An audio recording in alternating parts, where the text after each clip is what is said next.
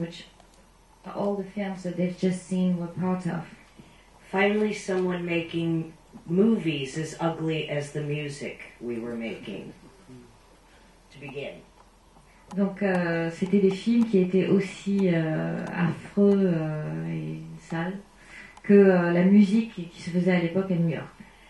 Similar to the music of that period, no one was making these films to win any kind of popularity contest. They were really just bleeding their guts out over their obsessions, desires, fears, horror. And that's what the films reflect. I mean, even the violent wallpaper of Submit to Me Now is not fiction. It's not fiction filmmaking. Donc ce n'était pas du tout ça n'avait rien à voir avec des ambitions personnelles. C'était vraiment des films viscéraux. Et même ce que vous avez vu, Submit to Me et Submit to Me Now, ce n'était pas du tout de la fiction. Il y avait quelque chose de réel et d'immédiat là-dedans, dans ce film. The reason I wanted to make films with Richard Kern was it just, again, part of my public psychotherapy. With Right Side of My Brain, it was really paying homage to Polanski's Repulsion. Donc ça avait beaucoup à voir avec des choses personnelles, une sorte de thérapie, de travailler avec Kern, et un film comme The Right Side of My Brain que vous avez vu ce soir, ça avait un lien très fort avec Polanski. Could you explain a bit more about Polanski and well, first maybe we have to say ces films-là, The Right Side of My Brain et Fingered, ont été écrits par Lydia Lunch. C'est quelque chose d'assez important.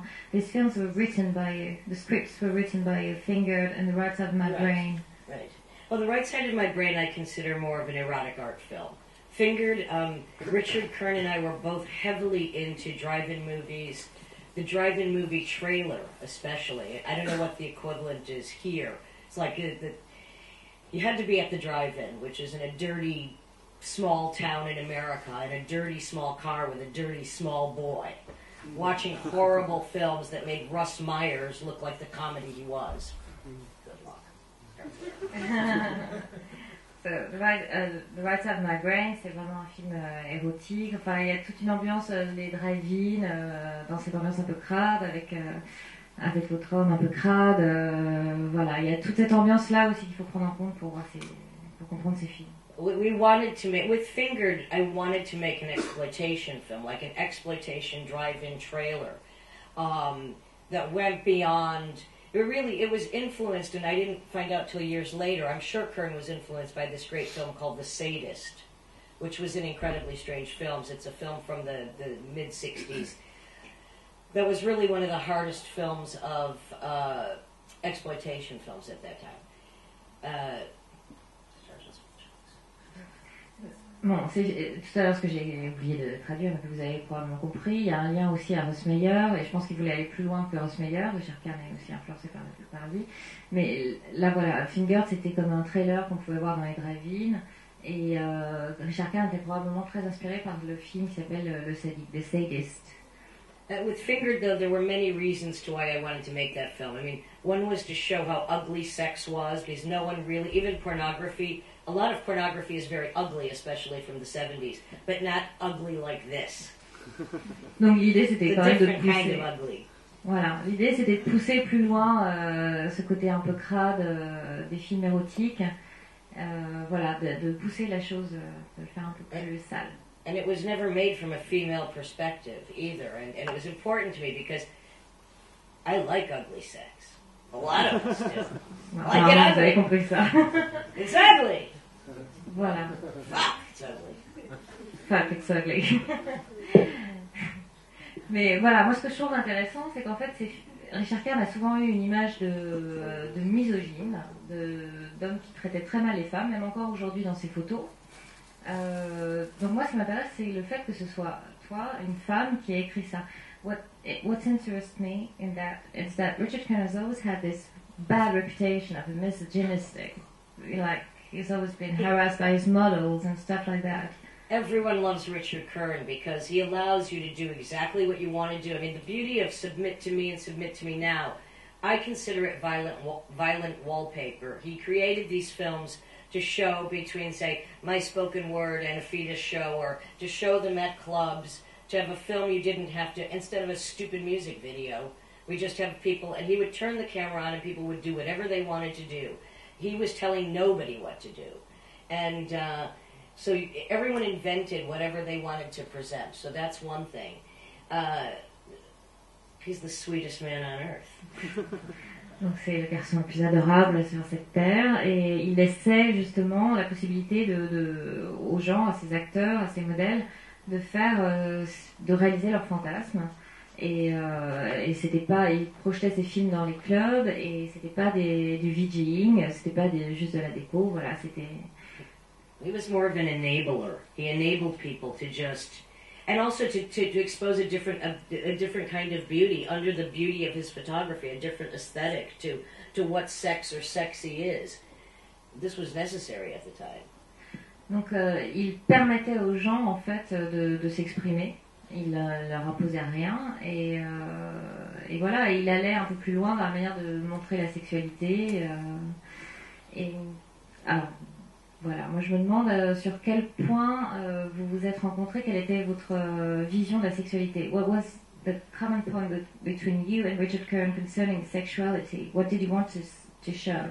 First of all, it was just a continuation in my public psychotherapy about understanding what was driving me, first and foremost. That's why I wrote The Right Side of My Brain. What was interesting about that is we made the film, we knew the scenes, and I wrote the narration afterwards because I was so clear and so trusting that Richard knew what I wanted to express. With Fingered, it was interesting because you better describe that first. Donc ça faisait partie d'une sorte de thérapie, mais qui impliquait le public et les spectateurs. C'est aussi quelque chose qu'on retrouve, je pense, dans ses spoken words, dans ses concerts, dans sa musique. Donc ça, c'est moi qui le rajoute. Hein. J'ai oublié. With Fingered, what was interesting is that I had lived with the star of Fingered years before, and he was just like that. He had a real Manson fixation, and they were especially Fingered in Death Valley 69, and we were so influenced by the Manson family, and it was so much of a part of our growing up. I mean, it really was. And a lot of where Fingered was filmed was not in Death Valley, but in this wasteland that is California, where so much violence can happen. You know, so and we had an experience exactly like picking up a hitchhiker, and we didn't go this far, but we could have because we were that nuts. Donc, en fait, ils étaient très inspirés par la famille Manson, le clan Manson. Et ils ont eu, ce que j'ai oublié de traduire tout à l'heure, je me souviens maintenant, un peu tard, c'est que ces scènes existaient, ils les avaient déjà en tête avant que Lydia Lunch écrive le scénario. Donc c'était très clair pour eux, je pense qu'ils sont vraiment sur la même longueur d'onde là-dessus. Et ils ont eu cette expérience d'autostoppeur, et ils n'ont pas été jusqu'au bout, jusqu'à ce que vous avez vu dans le film, Fingered. Voilà, mais ils auraient pu. Et il y a toute cette ambiance autour du clan Manson et de la Californie qui implique beaucoup de violence. We did other things far more terrible. Ils ont fait des choses beaucoup plus terribles. Which ones? I'll read the book. He had a lot of followers, Marty Nation. Women flocked to him. And I mean, he wasn't this ridiculous. It was an exaggeration, but still, he talked exactly like that. He was from the Snake Pit. He was from Topanga Canyon. His sister went to school with the Manson girls. You can't shake that. You know. Donc Marty Nation, l'acteur que vous avez vu dans Fingered, sa sœur allait à l'école avec certaines personnes qui ont fait partie du clan Manson. Donc c'était vraiment, c'était réel. Il y a quelque chose de réel dans ces films de toute façon. Il y a... All Americans have a little bit of Charlie Manson in them. Tous les Américains ont un peu de Charles Manson. Can't help it. Mais c'est intéressant en fait parce que là on est en train de parler de la Californie et ces films sont très new-yorkais pour moi. We're talking about California, but these films are so New York for me. Yeah, of course they are. They're very New York, but Fingered is very California to me. That wasteland, the driving, the nightmare that being in a car with someone for days on end. I mean, you can get pretty antsy. Donc oui, dans Fingered, il y a vraiment un côté de monde perdu, de grandeur comme ça, qu'il n'y a pas à New York. Enfin voilà, le fait de se retrouver dans une voiture, en train de faire de l'autostop pendant des jours et des jours et de conduire, voilà. But what is so typically from New York in those films, the Cinema of Transgression and Richard Curran films? What was about the, the atmosphere of New York at that time that reflects in those films? Well, you see the atmosphere. It's easier for you to judge it from an outsider's point of view than me. I mean, that was New York. That's what it smelled like. That's what people did. That's what we were doing. I mean, so you tell me. You're the journalist. I mean, I was living it. It's hard for me to step outside it, but it smells like New York to me. As a matter of fact, it's starting to stink in here. Donc ça commence à sentir comme New York ici.